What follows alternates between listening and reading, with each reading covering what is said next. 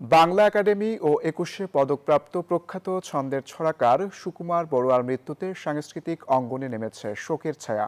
শুক্রবার ভোর ৬টা ৫৫ চট্টগ্রামের রাউজান উপজেলার গহিরায় জে.কে মেমোরিয়াল হাসপাতালে শেষ নিঃশ্বাস ত্যাগ করেন তিনি। দীর্ঘদিন ধরে নানা জটিল রোগে ভুগছিলেন এই ছড়াকার। চট্টগ্রাম থেকে নয়ন বড়ুয়া জয়ের তথ্যচিত্রে ডেস্ক রিপোর্ট। দীর্ঘদিন নানা রোগে অসুস্থ থেকে না ফেরার দেশে পাড়ি জমালেন নন্দিত কবি ও ছড়াকার সুকুমার বড়ুয়া। শুক্রবার সকালে চট্টগ্রামের রাউজানের একটি বেসরকারি হাসপাতালে শেষ নিঃশ্বাস ত্যাগ করেন। তার মৃত্যুতে শোকে কাতর পরিবার, স্বজন সহ সাংস্কৃতিক অঙ্গন। একে মেমোরিয়ালে নিয়ে আসা হয় রাউজান, তো ওখানে আর কি আজকে ভোর ৬টা ৫৫ বাবা শেষ ত্যাগ করেছে। আগে তো অসুস্থ হইয়া আগে তো প্রথমে ওই বিয়ে হইয়া ডাহা নিয়ে গেছে। ১৯৩৮ সালের ৫ জানুয়ারি চট্টগ্রামের রাউজান উপজেলার মধ্যম বিনাজুরি গ্রামে জন্মগ্রহণ করেন কবি ও ছড়াকার সুকুমার বড়ুয়া।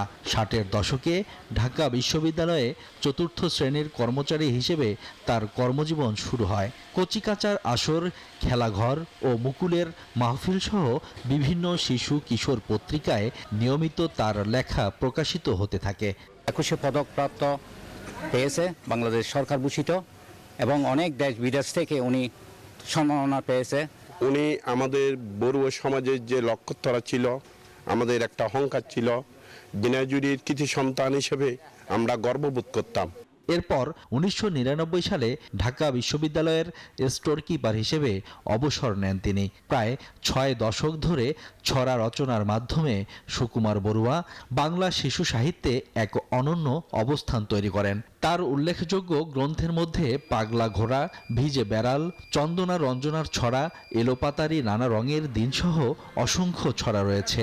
ভাষা ও সাহিত্যে বিশেষ অবদানের স্বীকৃতি হিসেবে ২০১৭ সালে তাকে ২১শে পদকে ভূষিত করে সরকার। Desk report, news 24।